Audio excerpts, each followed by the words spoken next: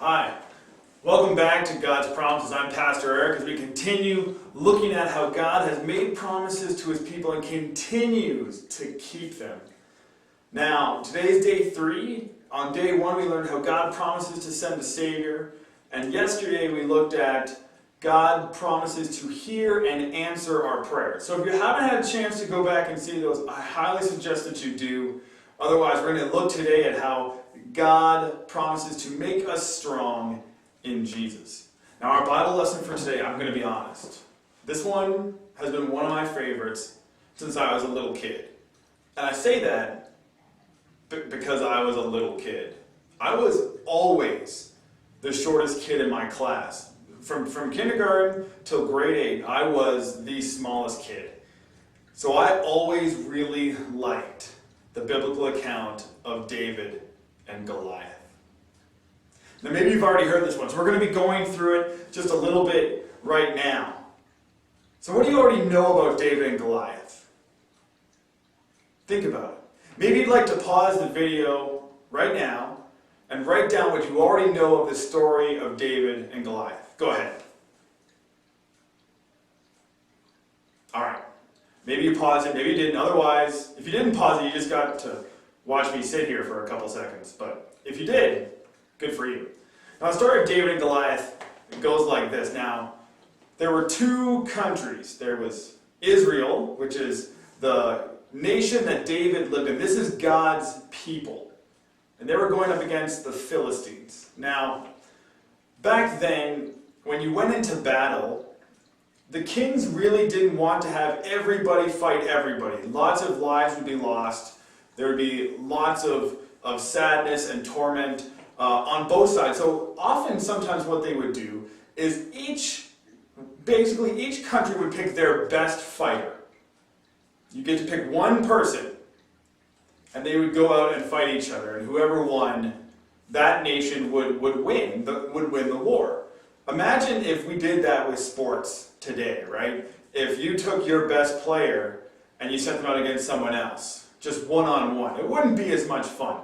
But back then, because they didn't want to have the massive amount of loss of life, they did it in one-on-one. Now, the Philistines had one man named Goliath. In the Bible, he's called a giant.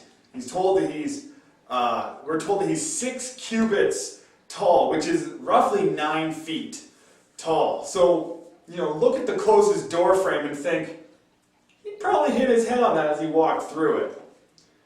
He had a spear where the head of it weighed 15 pounds. Imagine trying to throw something that weighs 15 pounds, but not just being able to throw it, being able to throw it across the width of a battlefield. He was an incredibly strong man, and he was very large.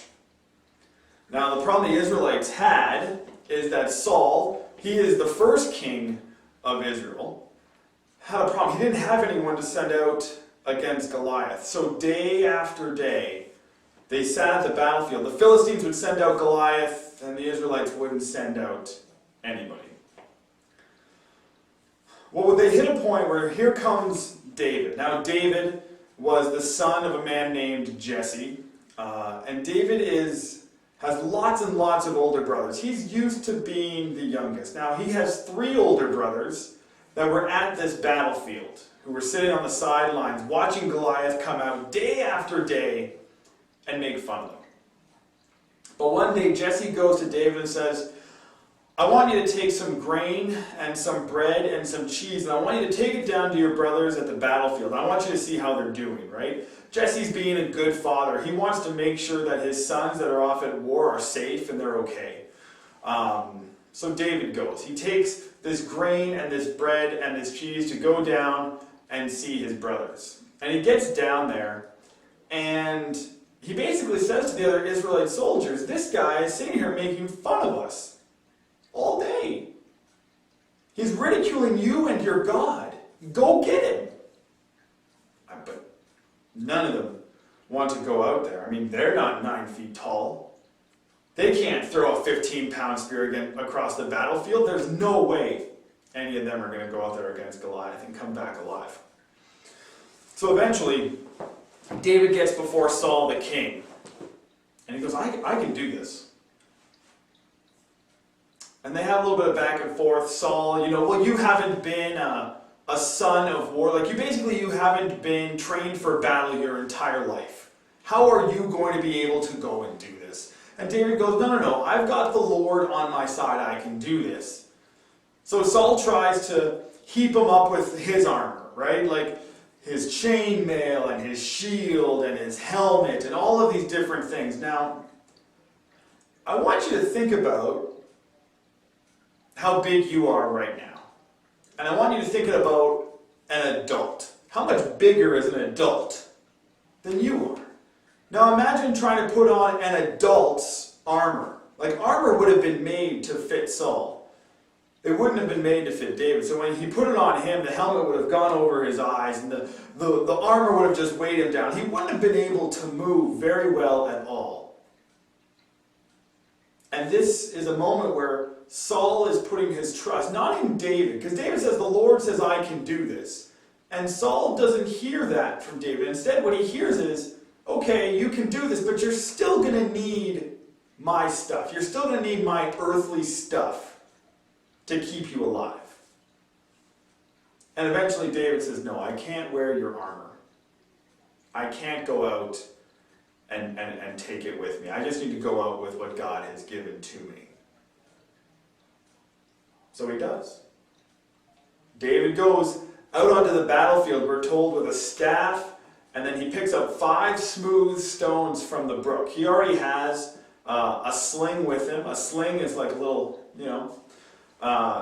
like a little slingshot that he would have used to ward off other animals. You see, David was a shepherd. That's what he did for his family. He would watch the sheep, and whether a wolf or another kind of animal would come clear, he would have his staff and his sling with stones, and that's all he would have to protect himself with. But clearly, God had protected him because David is here and he's still alive. So he walks out onto this battlefield, and Goliath sees him. And Goliath thinks it's a joke because they haven't sent out an adult, they've sent out, a teenage boy. He's no match for Goliath. I mean, Goliath says, do you think that I'm a dog because he sent out a stick? He's not taking David very seriously. But David basically takes a hard, long look at Goliath. He probably has to shift his eyes all the way up and goes, you come with a sword, but I come with the Lord. And for David, that's all he needs. He doesn't need the armor and the helmet and the sword. He just needs the Lord. And the battle takes place. Goliath begins to run at David. David takes a running start, and he goes into his bag and pulls out one of those stones and puts it in his sling, and he flings it at Goliath. Right in the forehead. Goliath goes down. He's out. He's dead. It took one rock. And David defeated the giant of the Philistines. He couldn't have done it without God. But he knew that God was going to help him to do it. He didn't doubt himself, because doubting himself would have meant doubting God. And the Israelites won. Now, when we look at David, we see that he's a very unlikely opponent. I mean, he's an unlikely opponent for Goliath because he's never been in war before.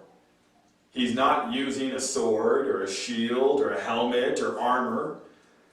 He's not anywhere close to the same size as Goliath. He doesn't have the experience. He doesn't have the weaponry. He doesn't have any of the stuff that everyone thinks that you need to be good at. But the one thing he does have is God. And he knows that he can beat Goliath because when David is before Saul, and Saul goes, well, you've never fought before. How do you know God's going to protect you?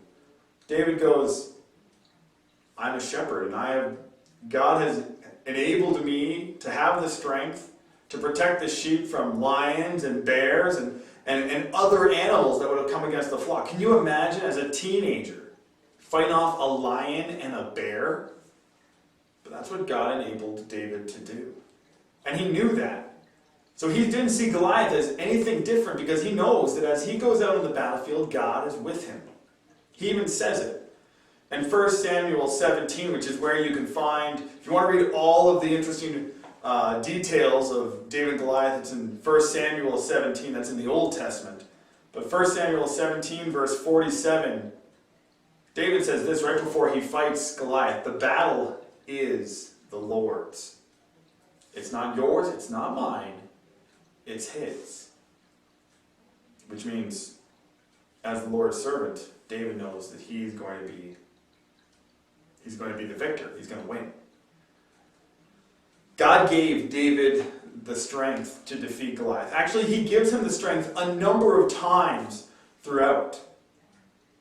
God gives David the strength to, when he gets to the battlefield, be willing to speak up and say, hey guys, there's something wrong here. We need to do something. God gives him the strength to stand before the king. Imagine you have to go before Prime Minister Trudeau and say, this needs to be done, I can do it. That takes a lot of bravery. God gave David the bravery to say, no, I don't need any of your armor or weapons. I'm just going to go out there with what I have, with what the Lord has given me, and I'm going to be successful because God is going to give me that strength. And then God gave him that strength on that battlefield when he defeated Goliath. What we can take from this, and what we'll be talking about more in our second lesson, is how God continues to give us strength.